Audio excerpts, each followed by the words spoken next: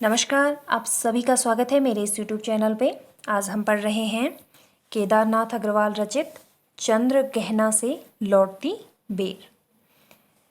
चंद्रगहना एक स्थान का नाम है, एक गांव का नाम है और वहाँ से लौटते समय का वर्णन इस कविता में कवि द्वारा किया गया है।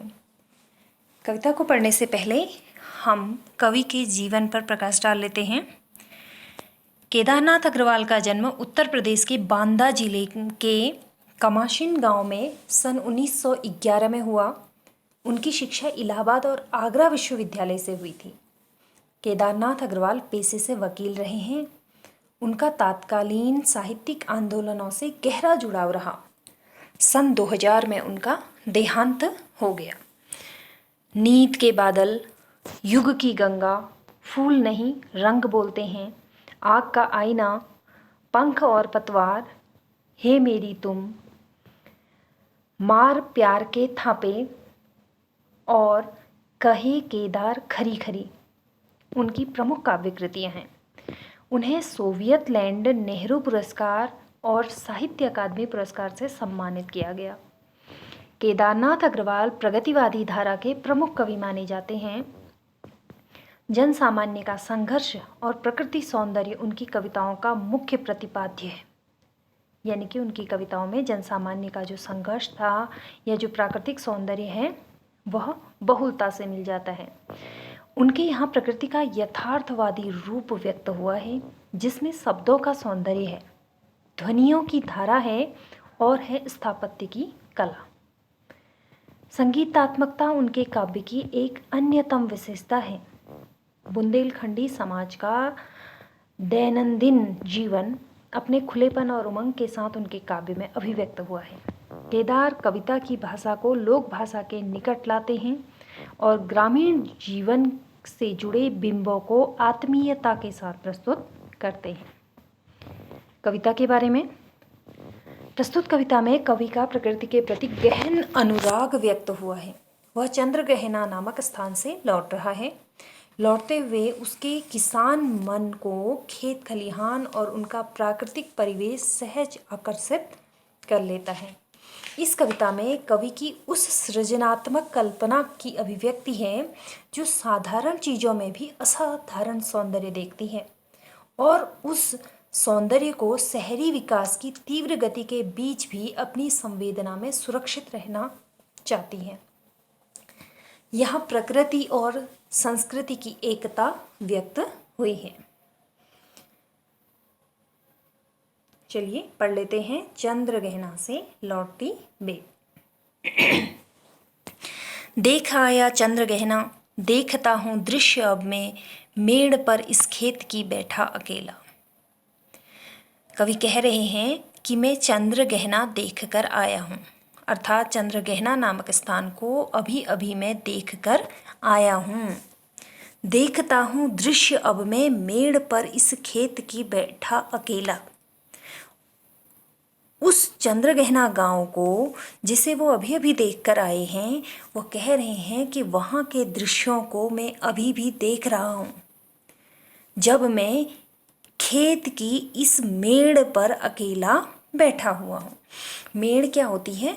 मिट्टी से बनाया हुआ एक दीवार आप कह सकते हैं, छोटी सी मेड़ कहलाती है।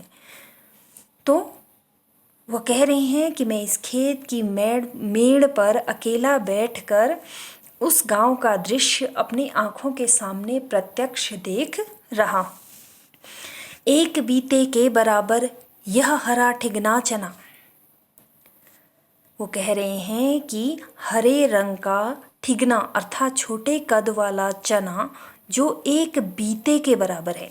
बीते का मतलब होता है नापने के लिए हम जो हाथ की इकाई हम प्रयोग करते हैं उसे कहते हैं एक बीता या एक बैत, जिसमें हमारे अंगूठे के जो ऊपरी सिरे से हमारी छोटी अंगुली के ऊपरी सिरे तक की नाप ली जाती है। तो कह रहे हैं कि जो हरे रंग का ठिगना सा चना है वो एक बीते के ही बराबर है।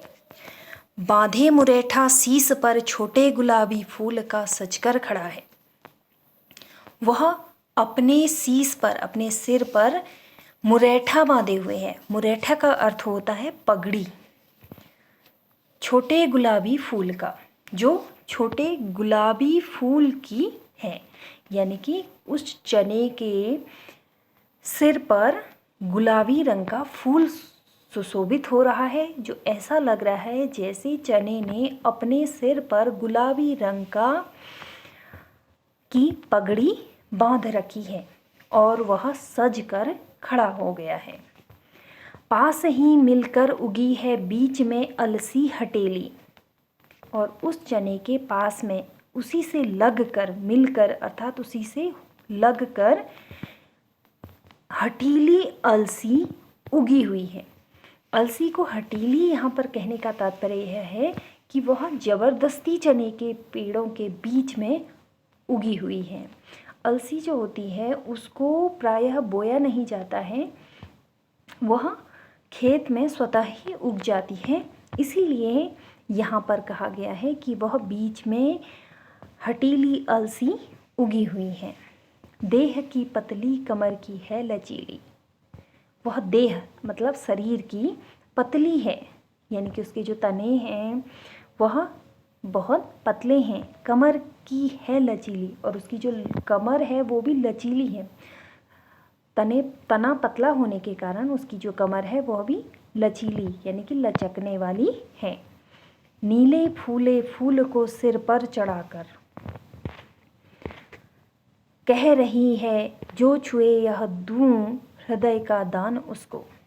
वह अपने सिर पर नीले रंग के फूल को चढ़ाए हुए है, यानी कि अलसी का जो फूल का रंग होता है वो नीले रंग का होता है।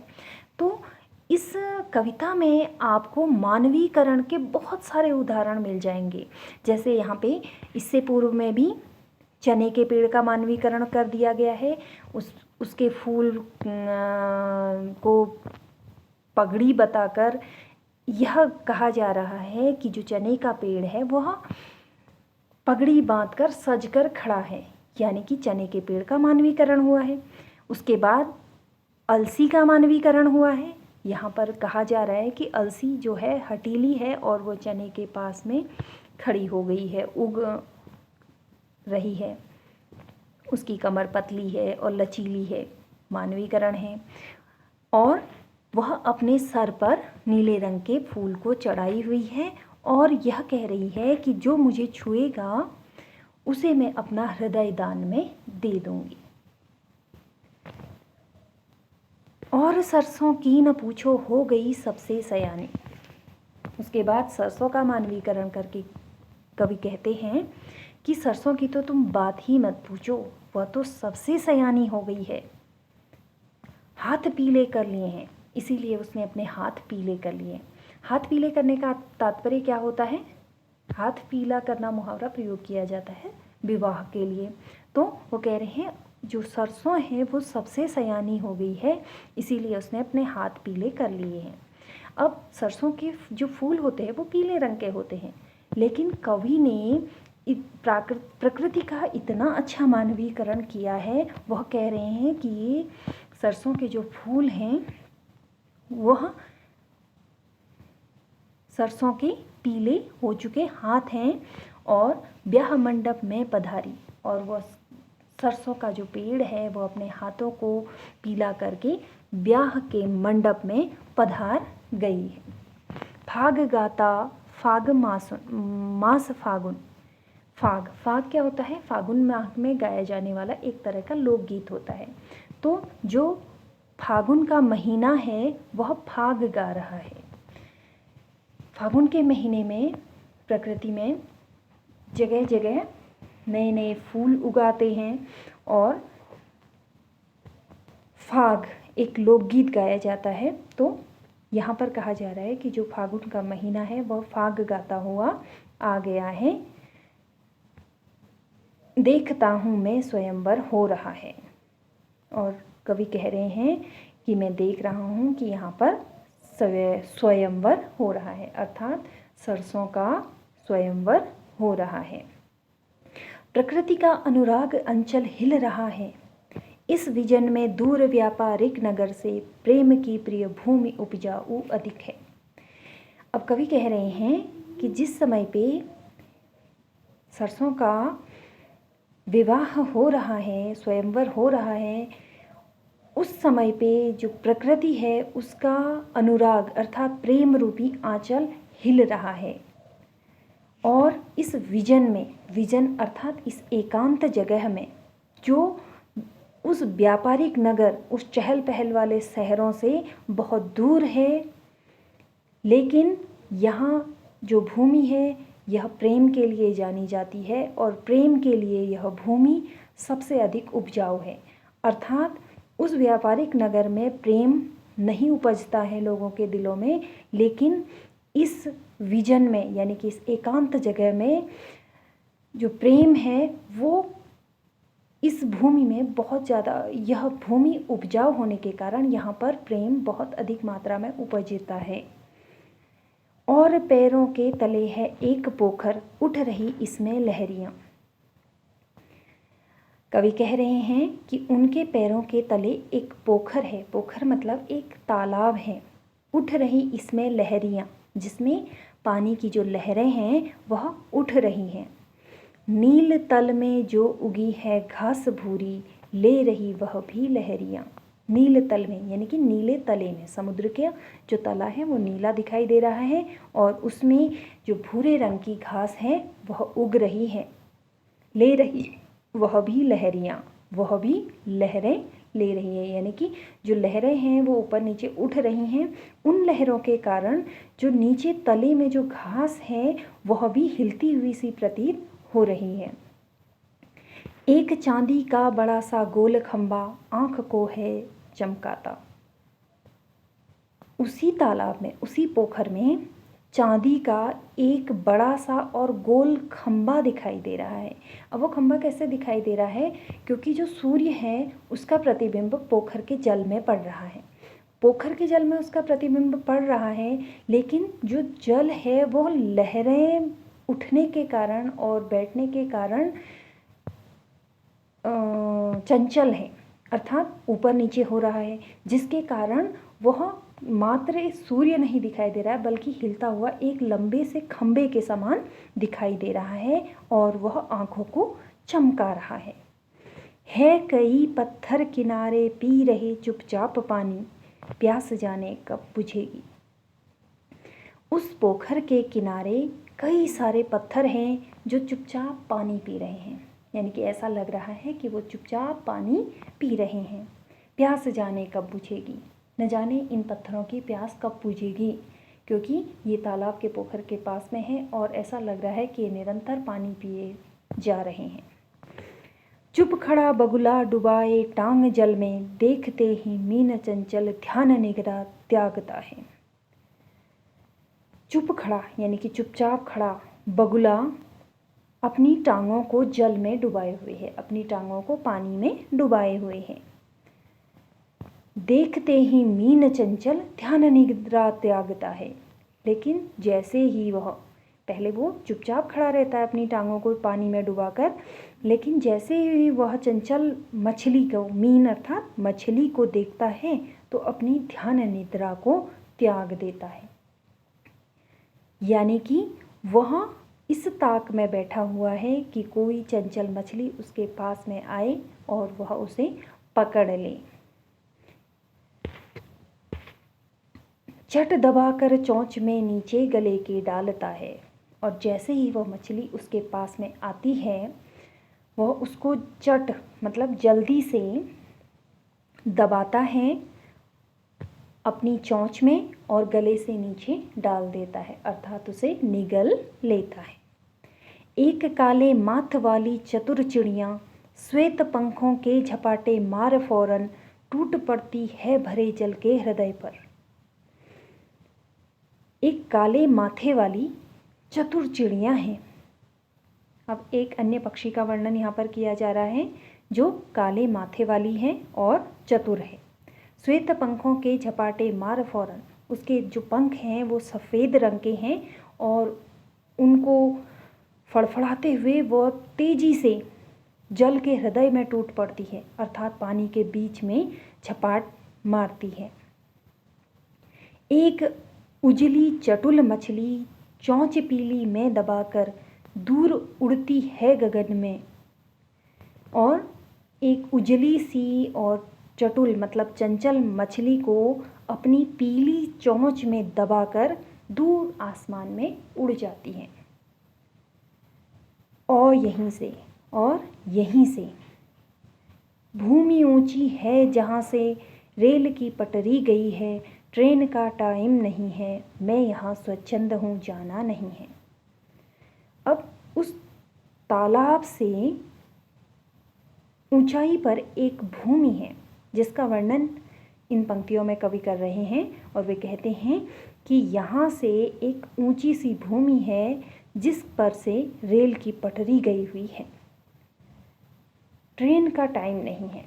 वो कह रहे हैं इस समय वहाँ से ट्रेन के गुजरने का समय नहीं है, मैं यहाँ स्वच्छंद हूँ, इसलिए मैं यहाँ पर पूरी तरह स्वतंत्र हूँ कि मैं पटरी पर चल सकता हूँ, जाना नहीं है।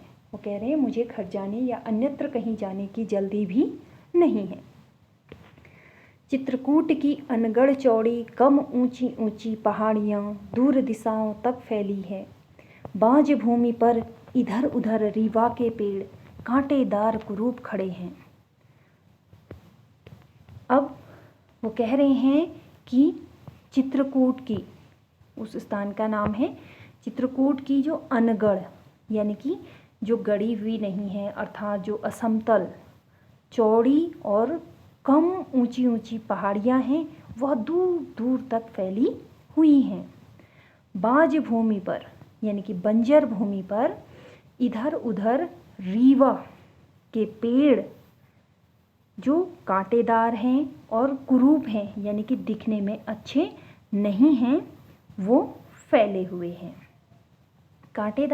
रीवा का जो पेड़ होता है वो बबूल के पेड़ से कुछ मिलता जुलता होता है, जो दिखने में बहुत सुंदर नहीं होता है। तो कह रहे हैं कि जो चित्रकूट की ऊंची ऊंची पहाड़ियाँ हैं वो कम चौड़ी हैं, असमतल हैं और दूर दूर तक फैली हुई हैं, और उन्हीं पर जो बंजर भूमि है जहाँ पर बहुत कम वनस्पति है, वहाँ पे रीवा के कांटे वाले और बहुत सुंदर नहीं दिखने वाले पेड़ खड़े हैं।